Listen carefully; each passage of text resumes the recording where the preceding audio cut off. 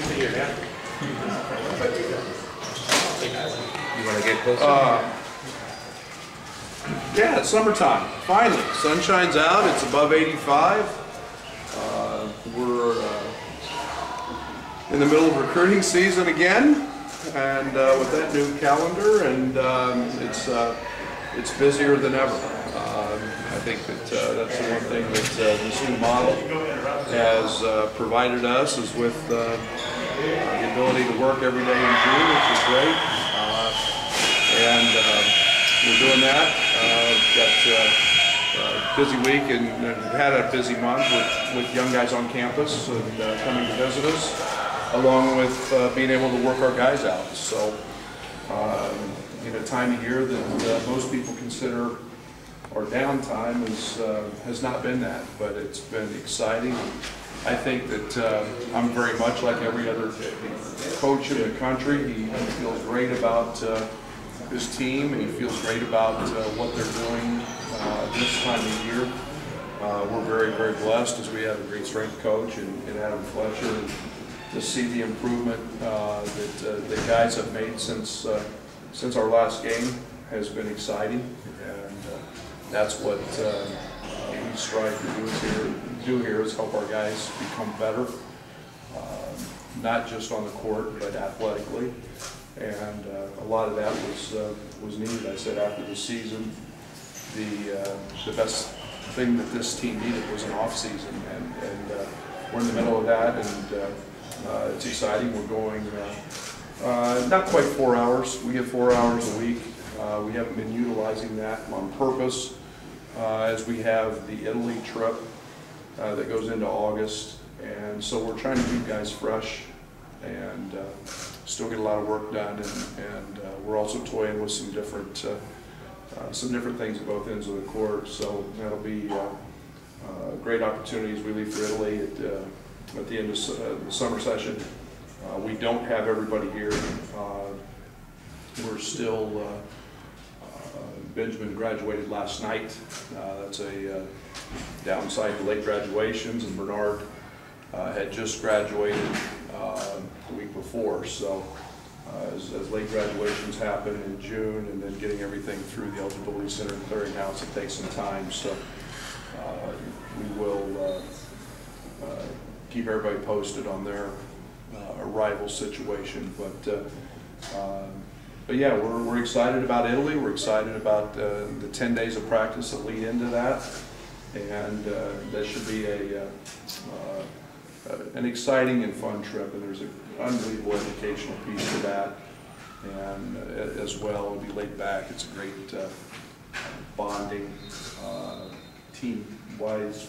We'll have a lot of fun, and coaches are I'm going to let the assistant coaches coach over there. We'll play either 3 or 4 games yet, still to be determined. But exciting times, and I think we're in a great place right now. Some things that you're toying with. What are you toying with at the defensive end of the court? Oh, I think there's all kinds of situations as to handle ball streams, maybe a little bit different. I think we've messed around with some different things with big lineups and how we handle some coverages. Minor technical stuff. You could possibly we're messing around with possibly some different zone looks than we've played in the past. So it's a great time to experiment and see what it looks like. I know it's early, Brad, but just having the presence of Kofi Coburn, how does it change what you guys are and what you do? Well, I mean, we're going to look really good in the airport. I think his presence, he's 7 foot. He weighed in at 299 pounds. He's less than 14% body fat, which is very, very good. And for him, it's just continuing to gain strength. It's conditioning. At the highest level, that's what Fletch is phenomenal at, and he's a guy that's a willing listener and learner, and it's just a matter of him picking up what we do, and then getting through the first the first month of Fletch when he's never really lifted before. So it's an adjustment period, and I think it's still very, very early to throw out too many expectations, but it's nice to be able to see that size and athleticism on the court. The backboards and rims intact still? Yeah, I would venture to say there's a good chance they probably won't be for the duration, but from what I've seen through the first few workouts, he puts a hurting on them. So, but that's I hope that's a problem we have. And they haven't had a lot of time together yet, but how have you maybe seen him matching up and pairing with Georgie as front court?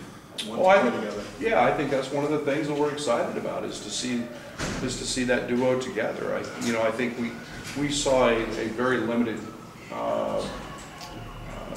Georgie in terms of Georgie's ball handling. I think a young man played all season with a thumb injury, and the young guys, that young man's in here every morning at 6 a.m. He's getting shots up. He's a proven shooter that shot a really bad percentage last year by his standard, and he's capable of that. He's a very good passer, and yet there's some defensive adjustments, and we sure the heck don't want to forget about Georgie's true strength, which is in the post-up area. He's a ton to handle there as well. So yeah, it's one of the things we're looking at. That's what will make Italy pretty meaningful, is being able to throw those two out there together. Benjamin Bossman's Verdonk, what do you call him, first of all? And two, what's the story behind finding him and why you guys liked him so much? Well, I think the one thing we've been, I don't know what we're going to call him right now. I'm going to call him Benjamin until I figure out that I can't pronounce that name if he's messing up. But no, we've been looking for a guy that's that size, 6'7", 6'8". I think that's one of the things in this league that a lot of the teams have had is size on the perimeter who can stretch the floor. He's done that. His versatility. He's a guy that can play in ball screens. He's a guy that can set ball screens and pop.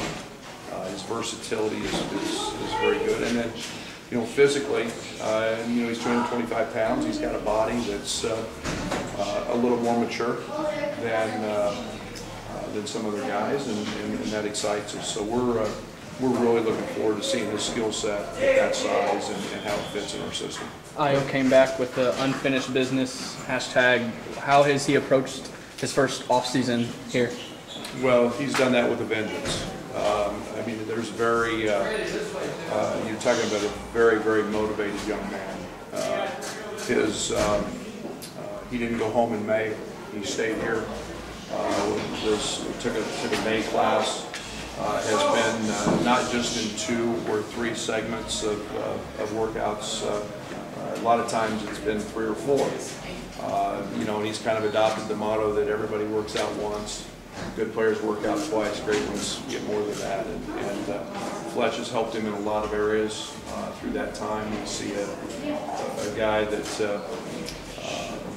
physically has changed already, and that's exciting. That will do nothing but enhance his game, and with that added strength comes confidence. So he's been nothing but exceptional in this offseason. What have you noticed about Ted and Allen coming back from U2 and the improvements they've made?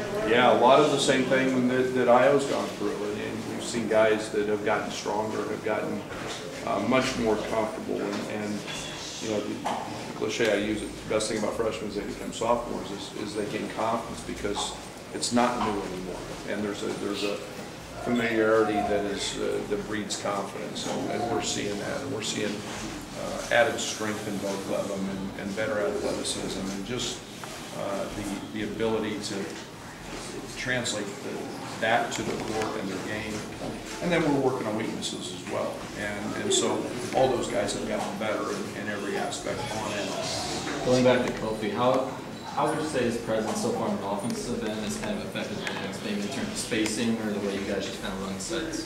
Well, we haven't done anything 5-on-5 yet. We haven't done anything other than just individual stuff. There's been, this month has been a ton of teaching. and really trying to master some of the fundamental things that we do. There's been some ball screen stuff. He's shown that he has great hands, that he catches things above the rim, and then he's got a way to, with that size and girth, to kind of carve out his own little niche. So, you know, we'll continue to work through that as we prepare for Italy, and this month has primarily been just getting him acclimated to some fundamental things, and then the weight room. How much different is that, though, with all these newcomers back? How much are you teaching now, and what kind of things are you teaching compared to maybe this time? Yeah, we're light years ahead, and I mean we can actually start thinking about schemes and getting guys up and advancing some things just simply because we're not. I'm not saying we're neglecting the basics because we're still working on them, but guys understand, so we move through things much quicker, and we're able to move on to other things. So you see a different air, you see a different mentality with our guys because of that, and so we're in a nice spot returning so many guys with so much experience. Brad, about half your roster is international guys who came from the country. Why has that been an avenue for you guys, and is that becoming a bigger thing for you recently? Well, I think that I said we were going to recruit the world. I think that was pretty well made evidence last night by the NBA awards. I think the MVP, the Defensive Player of the Year, the Newcomer of the Year, Rookie of the Year, Most Improved, we're all international guys, and there's good players all over. And yet they have fit us. It just so happens that that's an area that fits this university extremely well. It fits our campus, our diversity, and we enjoy it. And we've got guys that are very, very committed to not just our program but to the university. So it's been a nice fit. I don't want to say it's been something we've set out to do completely, but yet it's kind of the way things have fallen into place. How does it shape that locker room? Like, these guys are getting kind of different people. Oh, there's no doubt. And I mean, it's an unbelievable closeness that this locker room has. It's what I'm so excited. It gives me so much hope. Is this locker room is. Everybody's got a different experience, and no matter what that is, and they share those experiences with their teammates, and it brings a closeness and a bond. And I'm really excited about some of the things we'll be able to do in Italy, and along those lines, and continuing to grow. And now you know, Kofi's from Jamaica, and a man from Belgium, and you've got a young man from Chad, and so we continue to add to those pieces, and they're good pieces that fit. What's the process of evaluating international talent and just that whole kind of recruiting, and how do you compare that to high school recruiting processes and stuff like that? Yeah, I don't know if the process is that much different. I think you've got the World Championship starting in Greece coming up. We'll have a staff member there. I think it's about continually building relationships, and that's what it's about. Throughout my coaching career, I've had a lot of international guys. I think we evaluate it differently. We still watch film on high school guys. The new event, the new calendar gave us a great opportunity this weekend to see a lot of kids in Chicago. You still evaluate them. We still evaluate them on film. So the process hasn't changed. The world has shrunk in terms of there's so much technology out there that we can get a great read on kids, and now we have so many scouts that cover European basketball or basketball around the world that we get a pretty good feel for. You mentioned that camp in Chicago. What are the pros and the cons of this new calendar that the NCAA has implemented this year? Because this summer's a lot different in a lot of ways. Yeah, there's no question. It's I love the format. I was really excited to see kids are competing hard. They're competing to win.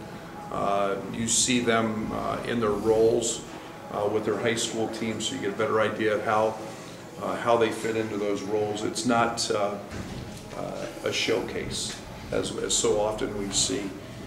They were playing to win, and so that's really positive. I like them in that environment. I'll have to wait to see how the whole summer plays out to see if I like it in June. I like being on campus with our players, and I like that aspect of it. It gets to be very challenging sometimes with family, as 5 of the 8 weeks this summer, when you can actually be with family, we're recruiting. And we have a long season.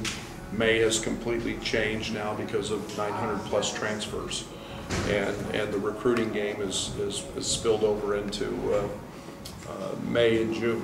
And so at the end of the day, I think I'll have to sit back and see how I like it, but it is definitely different. We're going to host, we got rosters today.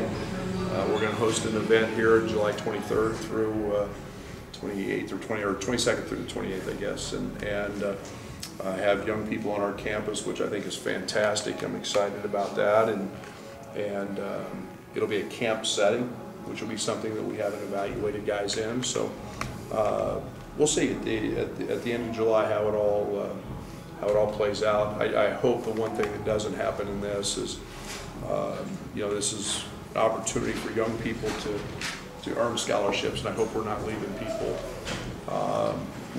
behind in this process. Is there a point in time when Bernard and Benjamin have to be here to participate in summer workouts? And it sounds like Bernard's coming on a visit. Any feel if they'll be able to do that? We are basically at the mercy of the process, and so we'll see how that plays out. Do you expect them to go to Italy? Is that still up? That's the plan. Yes. Will they be competing, Benjamin or Bernard? To be determined. I mean, it's all about eligibility center stuff and so on and so forth. Andy Katz has you guys at 20 in his Power 36 right now. Is that something that you hear about at all? And if not, I mean, does that kind of make you a little excited that people are kind of taking notice of what's going on in Champaign, kind of outside of the room? It's good. It's good. We didn't come here to finish 20th though. I've said all along, there was no no shortcuts in this process. It takes time, and you're building a culture that we feel excited about. We play in the best league in the country, and nobody is going to let you pass them. So you have to do it the right way. You look on paper, and we do have a lot of experience back, yet we are also extremely young, and in terms of what our roster looks like. So I'm excited. Illinois should have expectations put on them. We're excited to get to go deal with that, and we're going to have another challenging schedule. And we're excited to be talked about in those conversations. You're in early on a lot of kids in 2021. Do you feel like you're at a point where the recruiting board, your evaluations, we're not playing catch up in that class? Is that kind of the sense you've got? Again, it's timing. It's so much. It takes time. You don't just jump in and build instantaneous relationships, and prospects and their families and their parents need to see what you're about and who you are and style of play and all of those other aspects. And we get in as many of them as we can to the State Farm Center and see our wonderful fans in that building, and we've got plans for renovation of this, and there's so many positive things that are happening. So along with that is relationships, and you feel like you're in a good spot. You know the young people that you like, and now they can get an opportunity to get a great feel for you as well. As the timetables kind of changed on roster construction, thousands of transfers, and now stretches into the summer months, have you seen an effect on when your next class, when you're not going to jump in fully to that as you're trying to put together your roster for the next season? Yeah, I think you go in, and I think you still look at the possibilities of what you need, and you try to address those needs as early as you can. I think it's we still look at and have the the NBA situation where kids are going to declare and you don't know if they're going to come back or whatever. Those become kind of the unknowns where the transfers become very, very important. And grad transfers fit into that as well. So it's an unexact science right now. I think if you look at a team like Texas Tech that played the national championship game, and I think had 3 guys on that team that's back. And you look at Virginia, what they lost as well. So I think you're seeing a different model out there, and you take advantage of it any way you can. But we're going to go out and try to sign the best high school kids that we can that fit our needs. How do you feel like 2020 recruiting's going, just in terms of evaluation? It's hard, and I can't obviously talk about specifics. I feel great. I love the guys we're on, and we got an opportunity here to have a fantastic season and continue to build on that into 21 and in the future. So it's still a process, and some people are still early in the process of making their decisions, but I feel great about it. How's the adjustment going to the 3-point line moving back, and how do you think the impact will be this year? Well, they say it's going to be 2 percentage points, but I'm a big fan of it. And I think it creates better spacing. I think it's going to open the floor. I think it's going to provide interior play, more room to maneuver, maybe lengthen closeouts, lengthening tags on pick and rolls in certain situations. So I'm excited to see how it plays out, and could be very beneficial for us. Particularly favorable for your offense, your style? Yeah, I think so. I think we've got to do some things. We've got to do some things better offensively. One of the things we've talked ad nauseum about with our team is getting to the foul line, and then offensive rebounding, and 2 things that we've spent a lot of time on the analytics of that with Sweet 16 teams, with Big Ten teams, and where we were at, and we've got to get better in those areas. But I think that all helps as well. Does it affect your defense at all? Oh, it'll how you go about it? I think it can be team to team a little bit more in terms of the way you affect it. I think that added space is great, and that opens the paint. I think we'll see more effective post play with that line, and I think we'll see. I think once people eventually get used to shooting from that distance, the biggest difference is in the corners. It dramatically changes your footwork in the corners, because it's the FIBA line, or the new line we're going to is now the NBA line in the corners. There's not very much room there, and so it's a drastic difference in footwork, and we're having to teach some things differently there. But I think you'll see kids adjust, and when you make longer closeouts and create that extra space, that's a really positive thing. What kind of impact do you think that could have on your guys' high pressure ball denial type of defense when there's more space, can be more? Yeah, I think it's one of the things we've spent a lot of time on this spring and summer. We got to guard the ball better without fouling, and we so many fouls just senseless by reaching, and so we've talked a lot about that, and those go hand in hand with having a little better rim protection and making your rotations a little better. And I think that's why we changed some things we're looking to change some things with some of our ball screen stuff. So it all goes hand in hand, and I don't foresee that being a major impact. But we'll tweak a few things here or there to help that. Somebody that doesn't get a lot of talk is Samba Kane. How's he progressing through all this? Been great, guy. She's the good thing for Samba was that after the spring term ended, he got to go home for a little bit. He hadn't been home in a long time, so he got to see his family. And we've seen a really rejuvenated, excited Samba. He's attacking the weight room. He is kind of following along with Georgie everywhere Georgie goes, and falling into that that work habit mode, which is good. But yeah, he's been a real positive here in our early workouts. What's been even a small moment this summer where you saw somebody either for their behavior or their skills that was a nice little surprise that you weren't expecting, even if it was something small? Well, I think the one thing that we look for and we talk about a lot is internal leadership, and you know, I don't want to.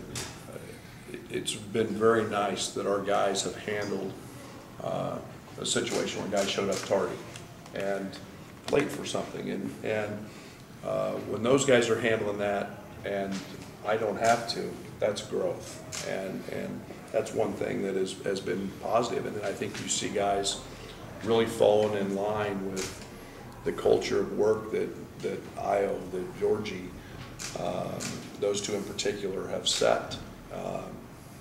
Those guys get in the gym a lot, and you see everybody else falling in line with that. DeMonte's another one that's in the gym a ton. He's been impressive as I've ever seen him here in the last 2 weeks. Is the schedule almost done? Close? Maybe not? Closer. Okay. Closer. With 20 and a bunch of slotted games already, what have you taken away from the last 2 years and put into this year's schedule to change something, or has it been about the same? Last year's schedule is going to help us this year, and last year's team, there was a maturity that we didn't have to go handle some of those moments and some of those games. That'll benefit us this season. You know, I think one of the challenges last year was just grasping and getting a foothold on winning and being able to find a little bit of success early, and we lost some hard games. And you know, I think that we're still going to play really good people. There's no doubt about that. We've got. I'm excited about the ACC Challenge to get an NCAA tournament team pretty much year in and year out in Miami. And they're going to be much improved. Cam McGusty becomes eligible for them. He's a guy that had 28 or 30 against me when I was at Oklahoma State. And you know, to get them in here, that's an exciting game. And you know, and then always the bragging rights. And so I'm looking forward to a great home schedule and giving these guys the ability to continue to play in front of our fans as often as we can. Brad, Josh talked about getting a bid on the state championship games again. You were in the state before. I don't know if you have any personal experience with coming here and watching them. Nothing better. What would that mean for your program? What are your memories from that? Well, and I think it goes way beyond what I think. I think into our program. I think it's the young people of the state that have that are losing out. And I think it's an opportunity to play in this building. They all know the University of Illinois. I'm excited about that. It's no reflection of what's going on in Peoria. I've been to both, but I'm excited. I think that it could be a great thing for high school kids for years to come in this state. But we've got to see how that process goes, and we'll see. But I'd be a very proud head coach to know that the best players in our state and the best coaches year in and year out are stepping foot in what I think is one of the great venues in all of college basketball. Do you have like a personal memory or game that you remember most from that? I can just remember coming to the single A. Back then it was A and double A when it was, and I mean, I couldn't get a ticket. And, so I don't have one specific memory, but I just remember how challenging it was and how awesome it was to see,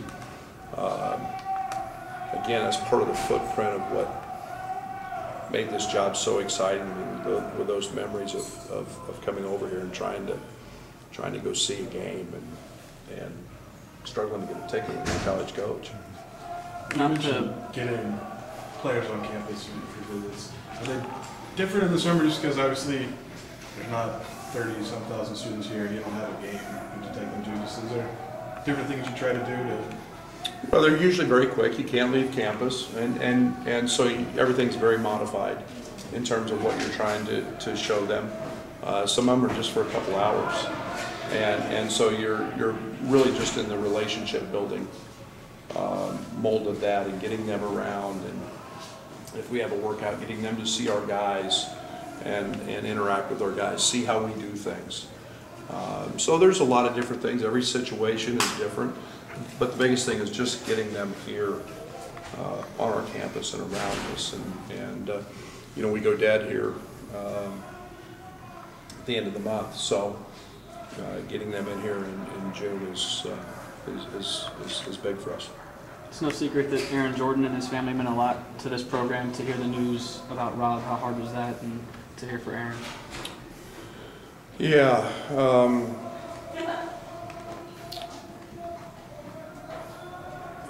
I think anytime you see one of your players go through a loss like that, and Rob never missed a game at home or away.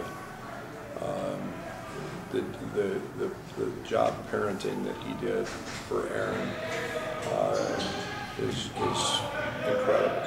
And you know, I've said many times, I hope Aaron becomes the face of our program. And I know that his father and his upbringing is why I believe that. And he never ran, he never backed away, he never changed, he stayed committed. And you know, you saw that dedication and commitment from Rob in terms of his attendance and his support for his son. And you know, so I've got a soft spot and a sad heart for the fact that he's no longer here. And you know, Aaron's always going to be part of